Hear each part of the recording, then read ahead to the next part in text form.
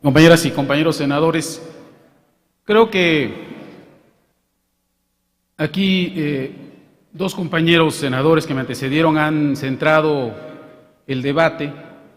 Me parece que lo importante sería entrar a un debate inteligente y racional sobre este asunto.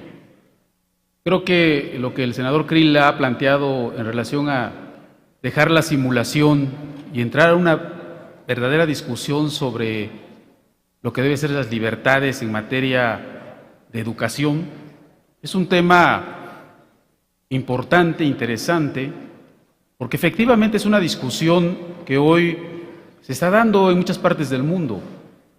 ¿Hasta dónde lo religioso, lo confesional, lo dogmático puede estar en el terreno de la educación y hasta dónde esto también no es posible porque afecta el desarrollo de las propias sociedades? Es una discusión importante porque todos, efectivamente, como decía el senador Krill, sabemos que en este país, en muchas escuelas, hay partes de los planes educativos que simple y sencillamente se evaden, no se tocan, porque se considera que afectan las convicciones religiosas, éticas de quienes imparten esas clases y por lo tanto simple y sencillamente hablar de Juárez en algunas escuelas está prohibido. O sea, no se puede hablar de Juárez, no se puede hablar de ese pasaje de la separación del Estado-Iglesia, simple y sencillamente porque en esa escuela se ha planteado que ese es un tema que no hay que tocar. Y eso existe en nuestro país.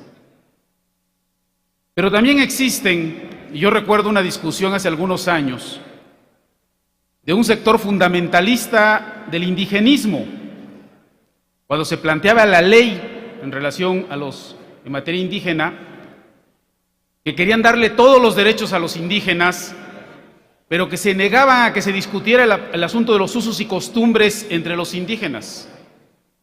Y no querían tocar el problema, por ejemplo, del trato a las mujeres en las comunidades indígenas, no querían tocar una serie de situaciones que se dan en esas comunidades bajo la idea de que lo indígena culturalmente es algo que hay que preservar y que por lo tanto ahí no había que meterse.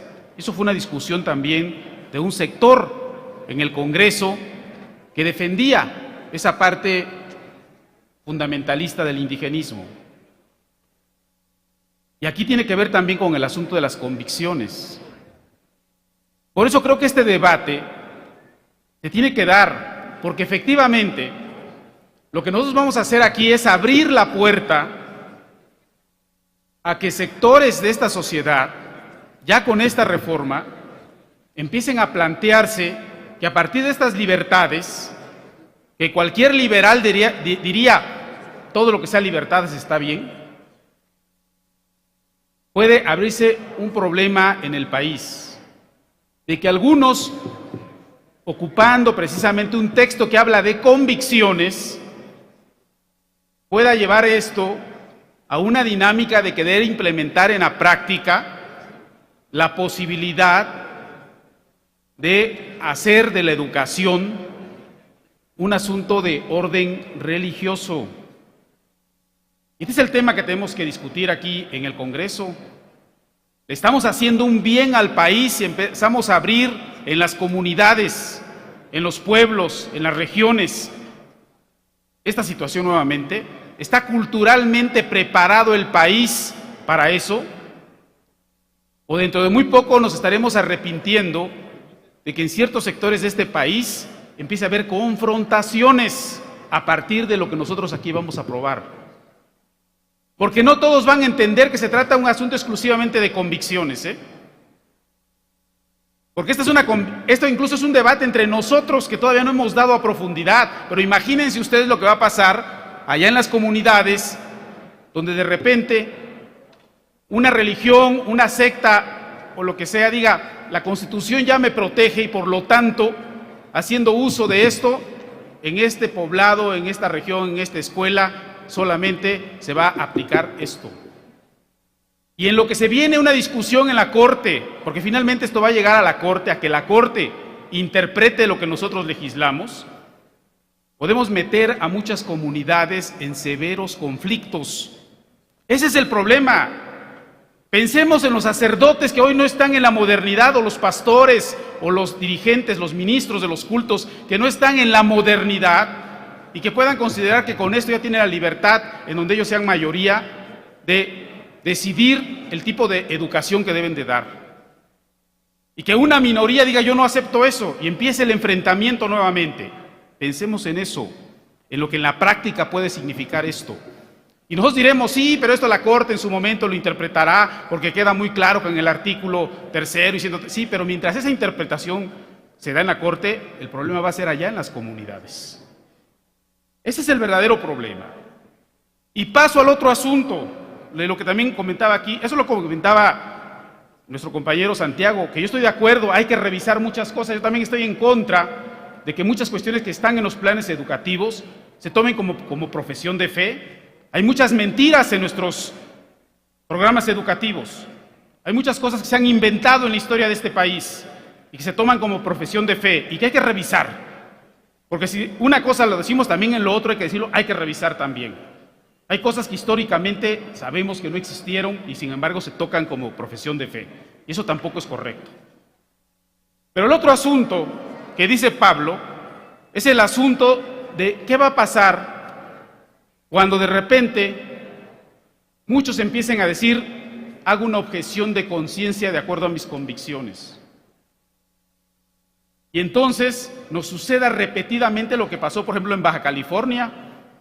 No se nos olvide lo que pasó con aquella niña que no se le quiso atender. Pero no se nos olvide lo que está pasando en varios municipios, por ejemplo, de Oaxaca, donde el derecho de las mujeres simple y sencillamente no se respetaba. Y entonces de repente esto se nos va a convertir en un problema en todo el país, de que quienes digan, no, es que mi conciencia me dice que yo no tengo por qué asumir esto. Y si aquí le planteamos que es un derecho de sus convicciones éticas, religiosas, etcétera, compañeras y compañeros, estamos metiendo a este país en un posible conflicto. Y eso es lo que tenemos que pensar. Y esto va a ser para cualquiera, para el actual presidente o para el que viene. Porque el problema se puede convertir en un problema político de mucha gravedad.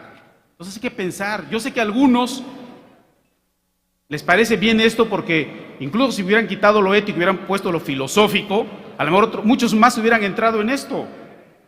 ¿Sí?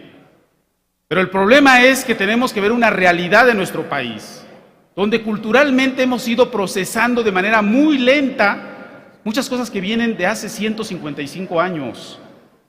Todavía hace muy pocos años tuvimos el asunto de Canoa, por ejemplo.